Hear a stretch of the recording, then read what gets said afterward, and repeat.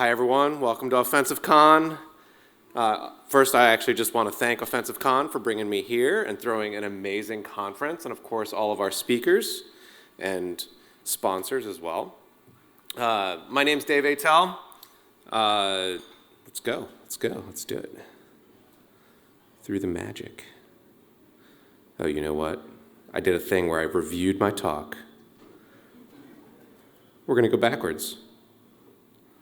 There we are. All right. So, first, we're going to start with the title. Information security is an ecology of horrors. Actually, everything's an ecology of horrors now. Information security is one of those things. For most of you, especially if you had an education in American public school, as I did, you probably don't really know what an ecology is. But it's the movement of energy through a community, right? So it's why is this a desert and this is a forest? It's the development of ecosystems, and in our case, ecosystems of technology. And it's sort of looking at hackers and their environments as an integrated entity, as a system. And that's something that I wanted to bring to us a little bit today. If you went through any sort of basic schooling, obviously they showed you a food web. It turns out like rabbits get eaten by foxes and hawks. That's great. But when you actually talk to biologists, they're like, this is not how it works, right? So when we want to study these systems, it turns out something like 40% of all animals are parasites. The movement of the energy in the system is extremely complicated. And you may see this as a slight analogy as to, I'm not going to say y'all are parasites, but that's the analogy that we're working with today. I mean, I'm not going to say it, but the first, I was going to start with an introduction, and I'm like, screw it. The introduction is this, right? Like, so this is the world that hacking built. And I think it's weird to even say that, but if you've been in this game for long enough on the offensive side, you understand that offensive information security has put us where we are today. Not just us on this side as the offensive team, but every offensive team has changed the world in huge ways, so we hope you like it. This is your fault. As someone who has been doing this for a while, I can say, honestly, I couldn't have done it if Europe had been paying attention, is the straight up truth.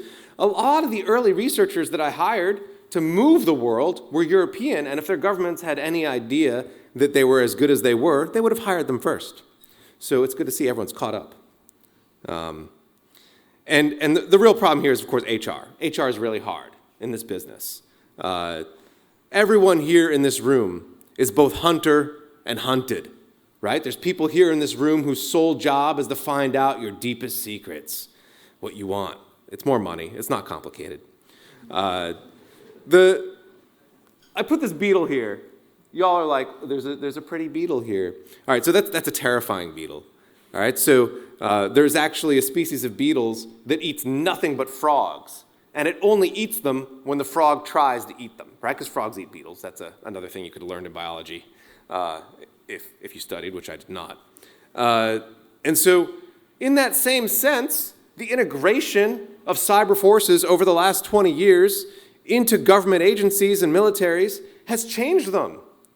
The FBI did not want to acknowledge the Pride Month before last year, right? Like that, it wasn't that long ago before the FBI was like making lists of gay people, right? So like the society of hackers has integrated into everything else and changes it as it integrates. And what we're going to see is a continuation on that theme. We have not yet seen the policy world really come to grips with the problems at hand. You have not yet seen anyone talk about strategic force design, which is like, how many Windows hackers do I really need? Not that many, right? You don't see them talk about rapid mobilization of cyber capabilities. All you see them do is wring their hands over the Ukraine cyber army, right? You definitely don't see them talk about coalition integration. It turns out, if you tweak me right, I talk about NATO a lot, and I will talk about them a little bit later. But what we are seeing is a big change. The systems are changing. You should learn to recognize when these system changes and take advantage of it. And that big change here is a move from the war on terror, which funded 15 years of cyber offense into great power conflict. Well, they say competition, but they mean conflict, right? Everyone should recognize that. And the Naval Postgraduate School here is just writing what everyone else knows as well, right? And the big question here is, what does a great power in cyber even look like? Because the talent is globally distributed. And I want to give kudos, obviously, to the conference for having the ability to bring people in from all over the world. But if you just have like a few moments to just look around, I spent some time looking at I'm like, who are some of the hackers out there who people just don't know? And I'm just going to highlight this one guy, right? And the dude's amazing. I think he's 19, to be honest. He's Egyptian, right? And he's just blowing through amazing exploits, just one after another. And it's sort of like, once you understand that, I guess you can only understand this if you're not a New York Times reporter trying to write a book, but talent is hugely globally distributed, and it's going to be centers of excellence all over the world in places that you don't know about yet. But I do, because that's my job. The other weird thing here is, obviously, I remember Stuxnet. It comes out, everyone's like, oh, it's got to be a government tool. It's got 4 O-Day in it. And then, everyone who's ever written an O-Day is sort of laughing at them. But, we're like, oh, fine, whatever. Right? So, when TeamU puts 4 random O-Day in something that's just there to kick their competitors off your iPhone, that's just a standard day. They just have too much capability just sitting around. And they're like, what do we do with all this stuff? Well, I guess we'll make sure you can't buy from Alibaba. That's fair. And it's very interesting to watch, the other huge forces in your ecology are that companies are often delusional about how much mission they actually have, right? So, I like to ask Google every so often if Microsoft is a nation state and just see what pops up. And I think everyone should do that. And I think Microsoft should do that too. But you need to start asking yourself these questions, right? It takes time to write exploits. So you need to know the answers now. And a question that you want to ask are what is the effect when the United States decides to blockade China from semiconductors? What is that going to do to our world, right? That's the key feature here, is you can't start sort of working in this field without asking about the larger pictures. And the thing I really want you to ask yourself is why you're a hacker, right? This is the question you need to answer, hopefully, during this conference. You got 2 days, and you can say, why am I a hacker? I could have been a stockbroker and made tons of money. It's super easy, barely an inconvenience, right? And I know a lot of companies are like, well, my job is to inform defense. And I'm here to tell you that's not your job, right?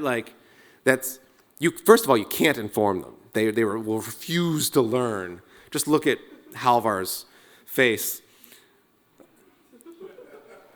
It's true.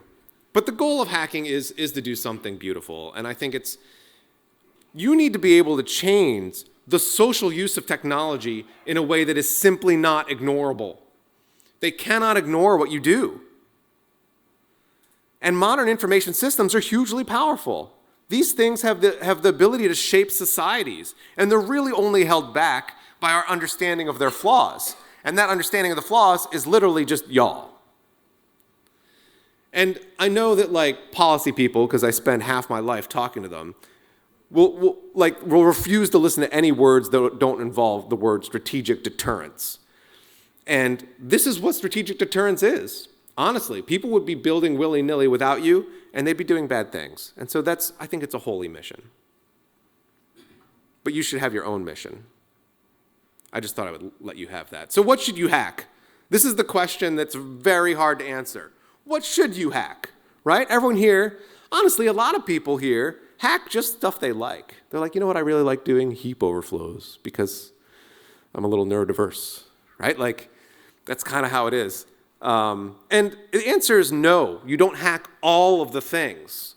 And there's a bunch of good reasons for that. The first one is maintenance costs. If you've written more than 5 exploits, maintaining those exploits, assuming you don't give them to the vendor because you're a good person, right? That's 90% of your life now is just adding new offsets and testing stuff and figuring out platforms and trying to explain to people they can't hit enter twice or whatever it is. That's a lot of work. You don't have the time for that, right? So you can't hack everything. Also, there's opportunity costs. If you're hacking one thing, you're not hacking the other thing, right? So if I'm looking at baseband chips, I'm not looking at ESXi like escapes. And having all that stuff in your head is exhausting, right? Like loading anything like this, you're going to spend 15 hours probably just installing the stupid thing. And then equities issues, right? Obviously, exploits are drama. They're nothing but like purified drama. Like deep down, it's like a good whiskey of drama. That's what exploits are. And frankly, you don't want too much of that sitting on your soul. So you got to do the right stuff. And how do you figure out what the right stuff is? What is the right thing to hack? The right thing to hack requires that you understand the whole ecology of the system that you're in, right? Like that's the difference between being able to change the world with your exploits and being able to write an advisory on some random company's website where you get, $15 or whatever it is. So, or having to move to Cyprus, which is a fate worse than death. All right, so what are the takeaways from this talk that I want you to have? If you're a non-practitioner, if you came in here and you're like, I got a philosophy degree and I don't do exploits at all, then I want you to know why we do what we do. I want you to understand there's a purpose, there's a reason, there's a drive. If you're a junior hacker, and I guess no one wants to be called a junior hacker, right? So no one in here is this, but hopefully you can take away something about what targets to hit and why.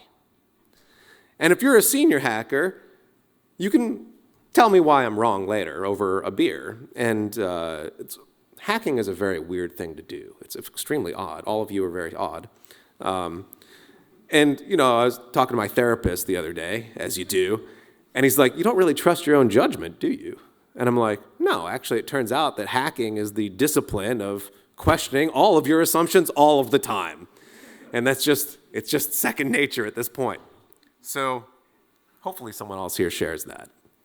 I want to take a second and talk about the time horizon of change. Every generation, there's actually less fish in the local waters because they're getting overfished. But every generation thinks it's kind of about, they can't really tell that there's a difference, right? This is a problem, right? So there's a punctuated equilibrium to the evolution of these symptoms, all of these systems.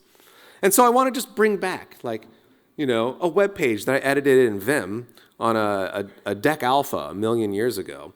And I want to take you back to 2002, where I wrote a fuzzer, not as good as any of the fuzzers we're going to be talking about in the next 2 days, but it had a cooler name than most of those fuzzers.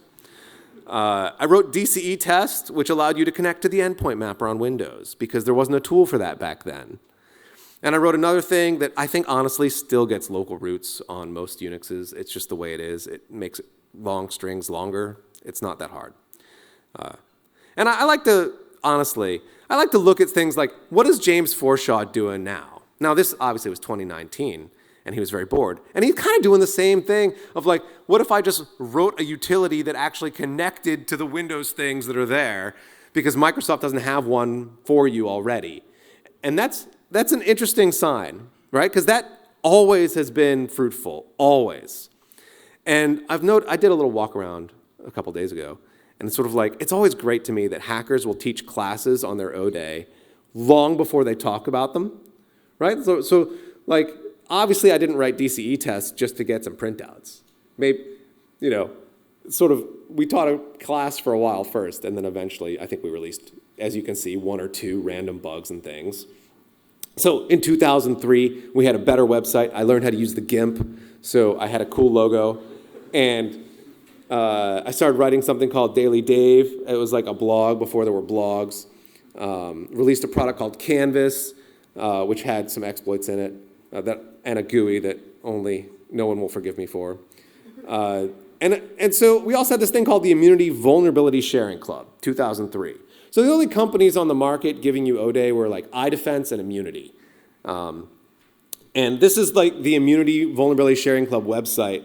And I think the best part about it, which I didn't even remember, is that our asking price was $10,000 a year, which these days won't even get you a menu, right? It's pretty fun. So things have changed, in other words, over the last couple decades. And, I will say, one thing that has not changed is my fashion sense. This is me winning an award at the NSA for, I think, worst human on earth or something like that. At least if you read this amazingly popular yet absolutely farcical book from Nicole Polroth over at the New York Times, in which almost none of which is actually true. And I will be honest, like getting up on stage today and giving a talk as, sort of like what the history of how things worked is quite nerve-wracking because you're like, I don't know how much I'm going to really say. But have I ever sold a zero-day exploit? No, obviously not. That's a terrible thing to do. But I'm not giving this talk from a moral high horse of any kind, right? So that's the last thing I'm going to do is come up here and tell you, what the right thing to do in your life is. Doug's song, I think, rightfully placed immunity as neutral evil, which that's fair. I'll take that. And so here's, just to give you a quick summary of what I've done for the last 20 years or so. I went to RPI, which is a good school in upstate. I call it the armpit of New York. And then I went to the National Security Agency, which is a small local shop out of Maryland. Then I joined At Stake, which is the least Googleable company of all time. And then I started this company, Immunity. As you can tell, my OPSEC is terrible, which landed me here. And now I've started a company called Cordyceps Systems, which is named after a fungus that infects your brain. But the truth is, I watched all the other keynotes from OffensiveCon at least twice before giving this talk. And I can tell you, I'm definitely not as good at writing exploits as Mark Dowd is. I'm not as good at science or ethics as Halvar Flake is. And I'm definitely not as good at reverse engineering, or whiskey, as it turns out, as Alex Ionescu is. Thank you so much, by the way. And I will not help you catch hackers. It's unethical. And then I'm also not as good at being subtly offensive as Jorn. So what am I good at?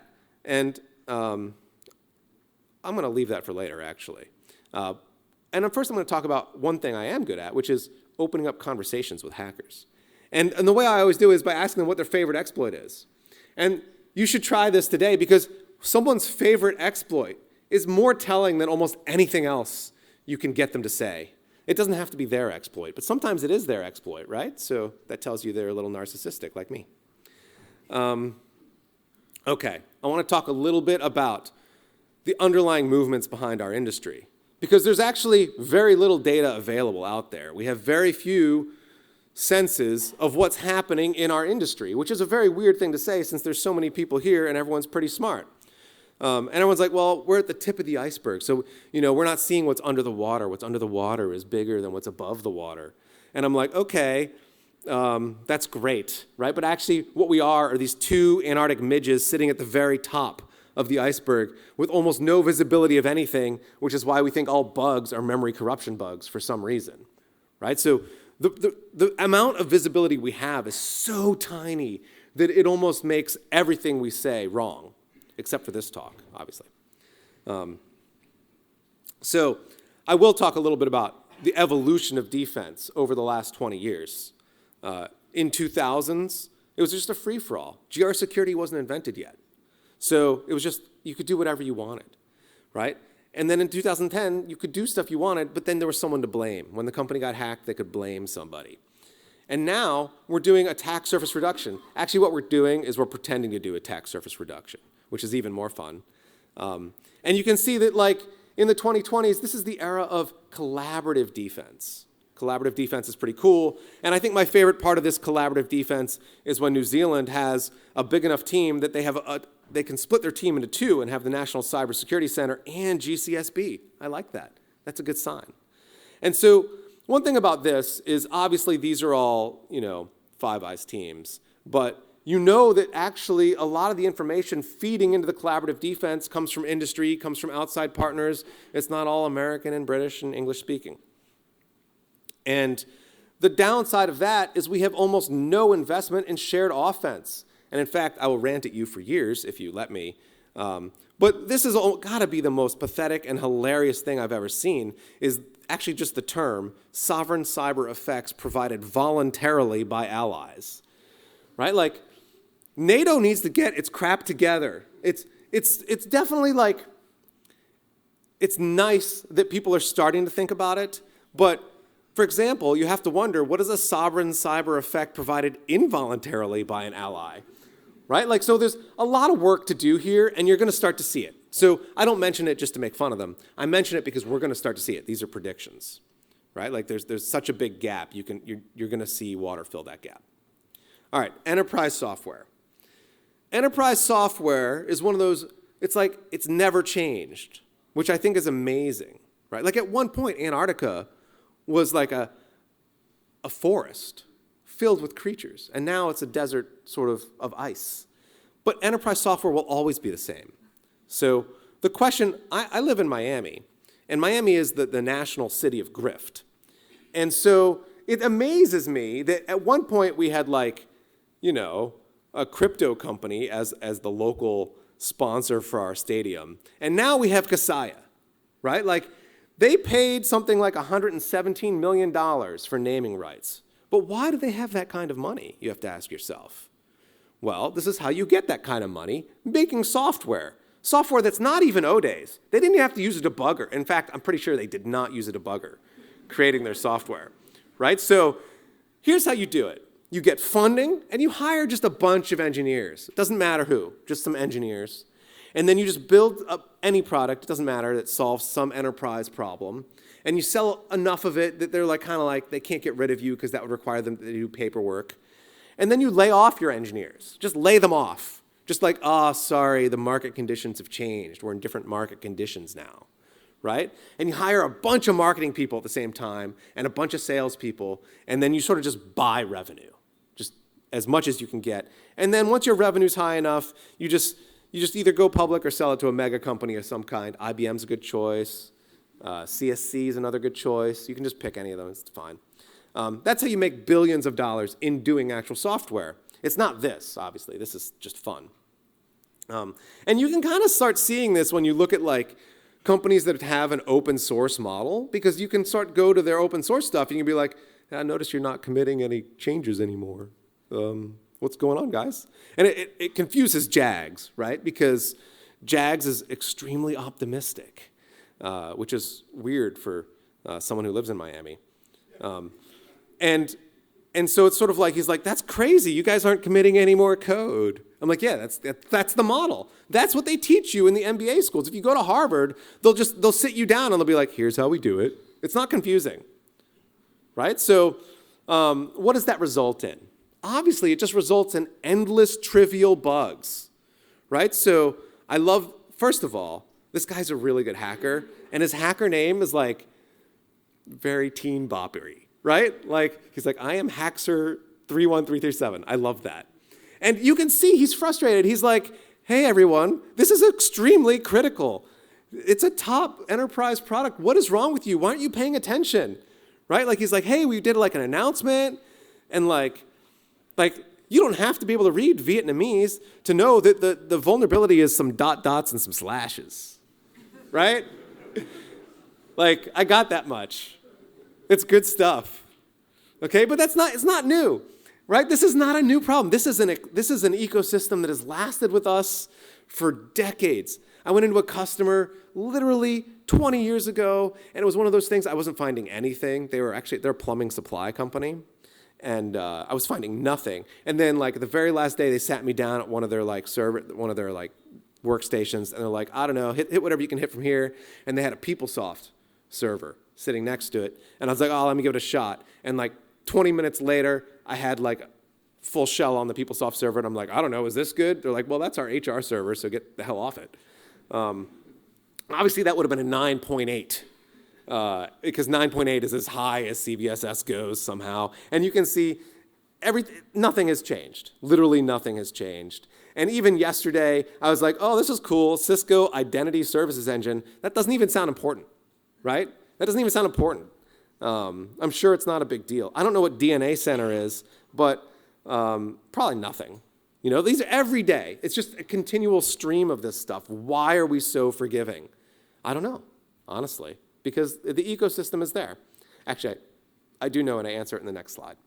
And the reason for that is like, we want technical fixes to socio-technical problems, right? So if you look at like CISA, I know that none of them are in here, but if you look at it, it says like, it's remarkable, just remarkable how if you convert things to Rust, there's not memory safety issues. And I'm like, Yeah, it's not memory safety issues, but you're going to get other issues, right? Like, that's the thing about that. And maybe, I don't know, maybe having mixed ABIs in your product isn't the security win you might expect.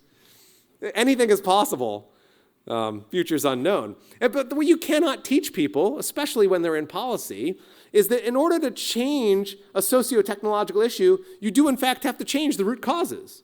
If you make it so every government just is desperate for surveillance, all they want is surveillance all the time, yeah, you're not going to stop spyware. Spyware is going to be everywhere, right? Like, it's like, that's just how that works. Export control is just going to annoy exploit writers. It's not going to make it, like, any better. It's just going to make it more expensive for everybody. So I worked for a long time in export control, which was very humiliating. But, you know, the other things you can see, especially in the States, you can see people trying to add software liabilities to the question, right? They're like, what if we make it so that if you have a bug in your product, you're liable for that bug for whatever damage it causes?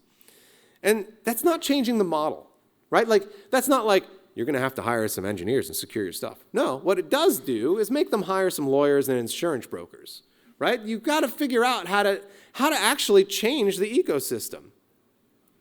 And as much as I respect the people who enjoy writing things like gigacages and putting them in their products, it doesn't ever change anything. And it's not confusing why.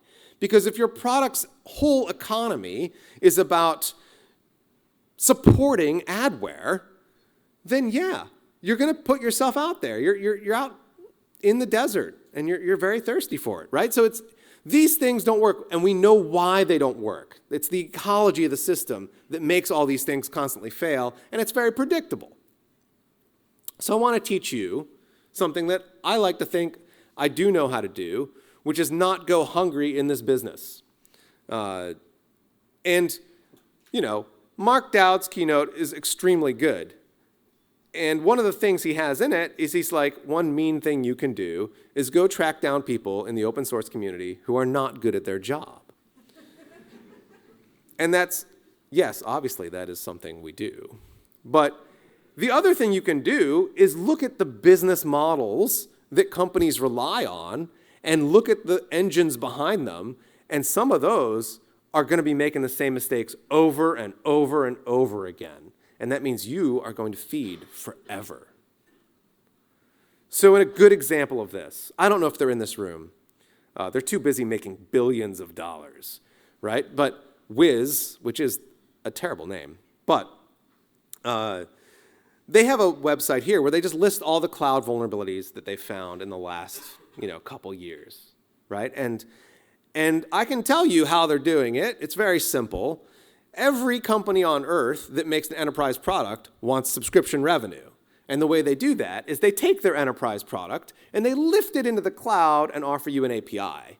And that enterprise product obviously has a million bugs that will give you a shell, one way or the other, right? So deserialization or an overflow, it doesn't really matter. It's going to give you a shell.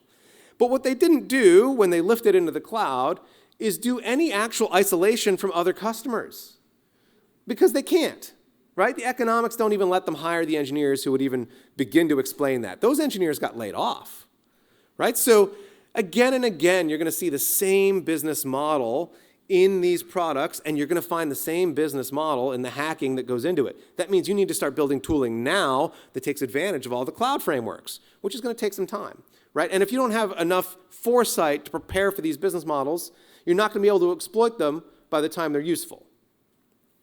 The other big one, of course, was patch diffing, right? So patch diffing is not a technical expertise, right? So as much as Halvar understands graph homomorphisms better than I ever will, the reality is it was a business model exploit.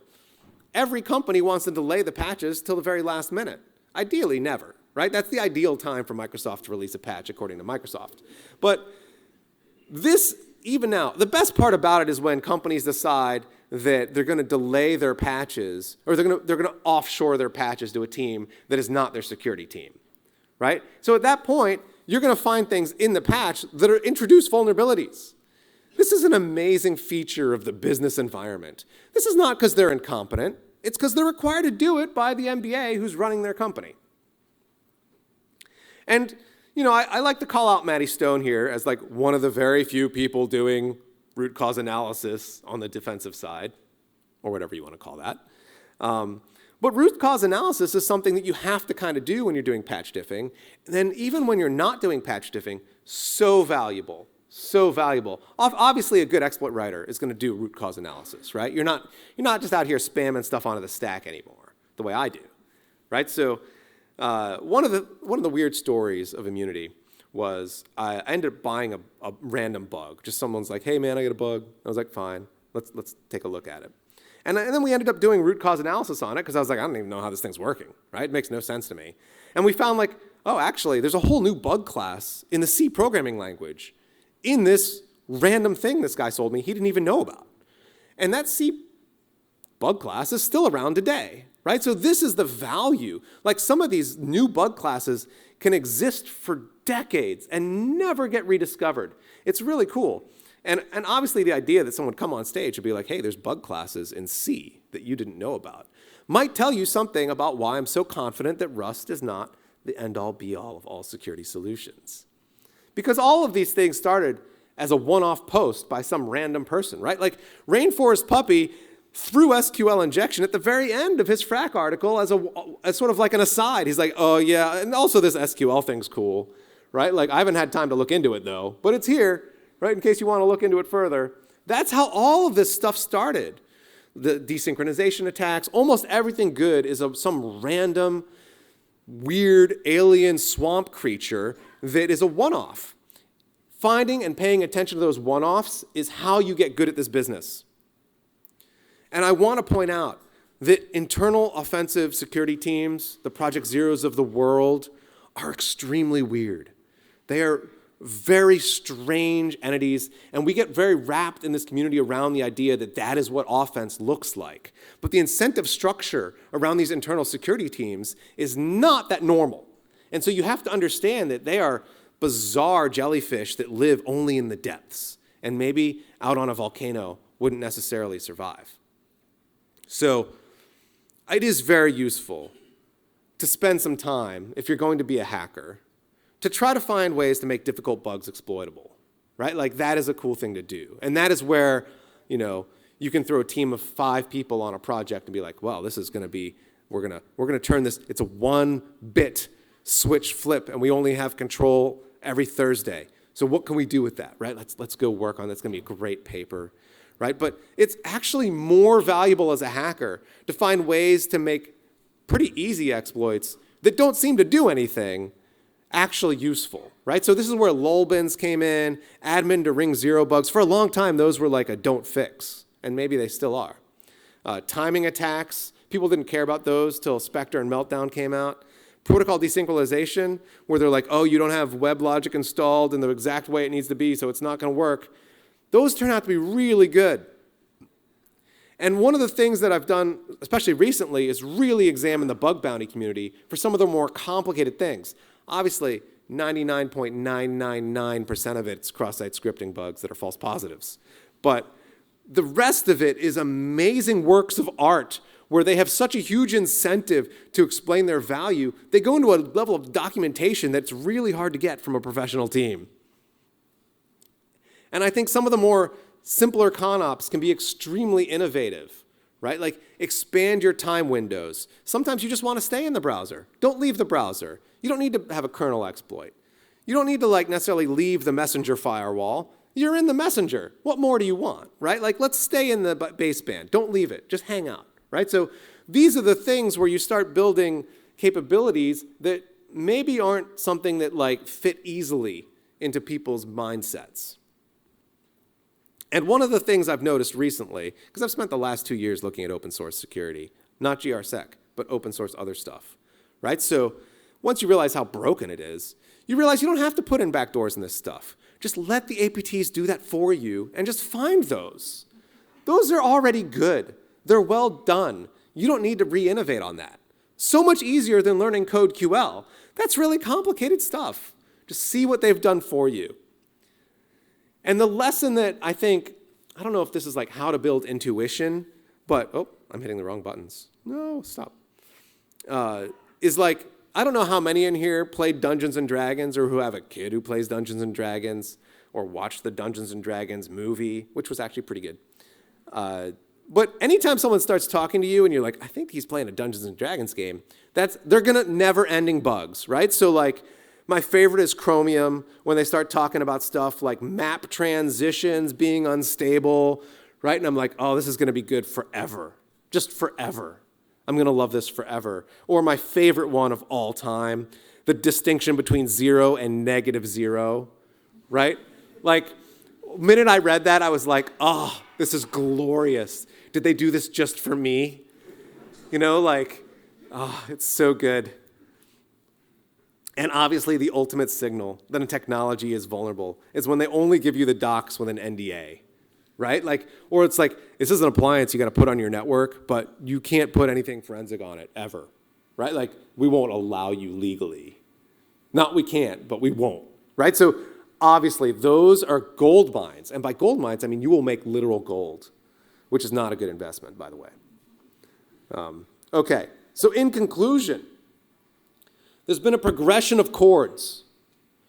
We've moved from attacking implementation flaws to algorithmic flaws and organizational flaws, and now I hope you have in your mind this concept of attacking these socio-dynamic flaws, these business models. You have to know and be able to analyze them in order to succeed long term. And I want you to understand the value of getting this right.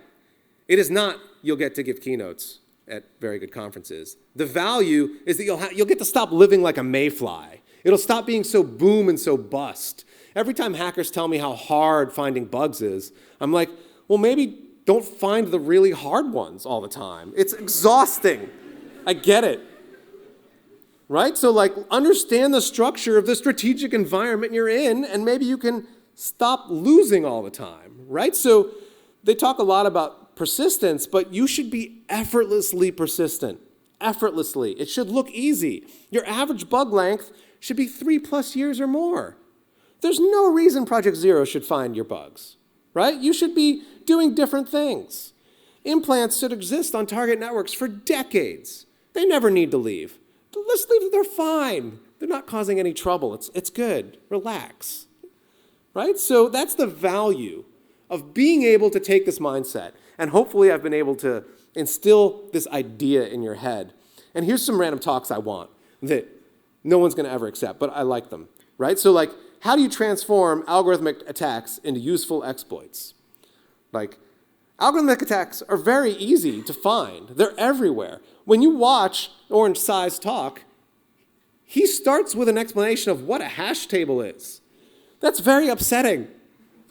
I thought I knew what a hash table was, right? So that's the level. It's sort of like, obviously hash tables are in more than one program. They're not just in IS. They could be in another one. Maybe someday we'll find one.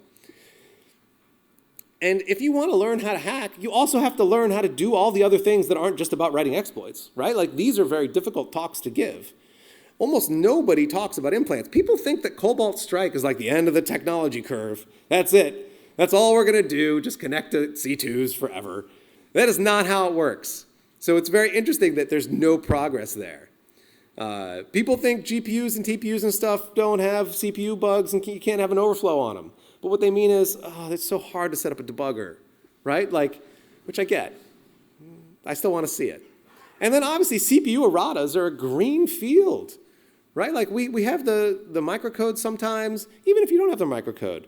These things are not well done, right? So like, I think we're getting better and better at this, but it'd be nice to just have it forever, right? So those are some talks I want that I'm not going to do personally.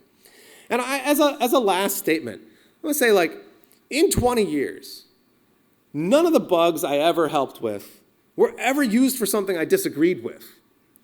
And that's a luxury you can have, right? You don't have to not know what your bugs do or then someday read on the newspaper that your bug was used for something that you don't agree with. Make sure this is something that you, frankly, invest in yourself, right? So, and that's all the salmon I have for you today. Thank you so much.